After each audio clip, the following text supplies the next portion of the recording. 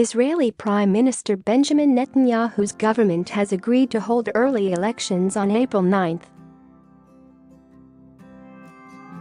The move comes after the ruling coalition appeared to come up short on votes needed to pass a contentious piece of court-ordered legislation. Mr. Netanyahu said his coalition unanimously agreed to disband the government and hold a new election. At a meeting of his Likud faction, he listed his accomplishments in office and said he hoped his current religious, nationalistic coalition would be the core of the next one as well. The latest polls appear to predict another solid victory for Mr. Netanyahu, though an indictment over mounting corruption charges could still trip him up. Mr. Netanyahu's coalition has been rocked by internal divisions for months. Avigdor Lieberman resigned as defense minister last month to protest against what he perceived to be the government's weak response to rocket attacks from Hamas-ruled Gaza.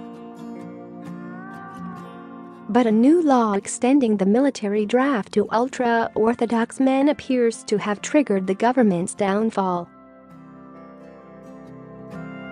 Share this article. Mr. Netanyahu's ultra-Orthodox partners are demanding the legislation be weakened, and his razor-thin parliamentary majority seems to be making such a compromise impossible. Ultra-Orthodox parties consider conscription a taboo, fearing that military service will lead to immersion in secularism.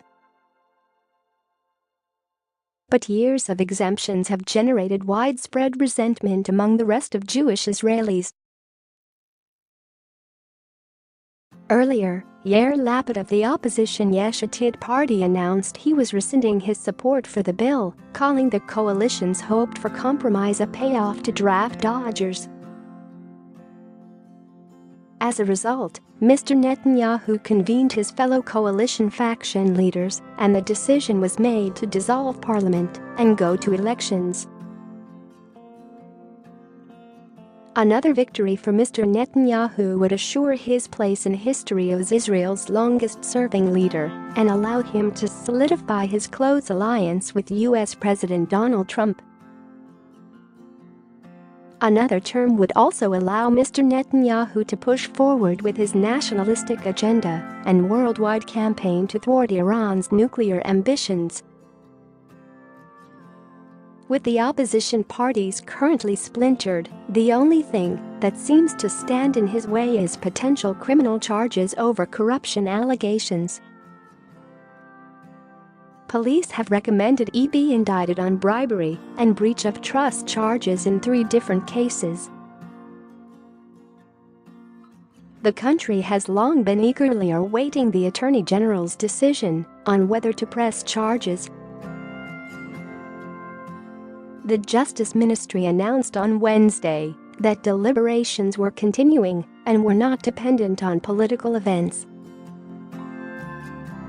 Mr. Netanyahu has angrily dismissed the accusations against him, characterizing them as part of a media-driven witch hunt that is obsessed with removing him from office. Elections were previously scheduled for November 2019. But since Mr. Lieberman's resignation, the coalition has been relying on the slimmest of parliamentary majorities, just 61 out of its 120 members, and has found governing difficult. The last time a government served its full term was in 1988. Since then, elections have almost always been moved up because of a coalition crisis or as a strategic move by the Prime Minister to maximize his chance of re-election.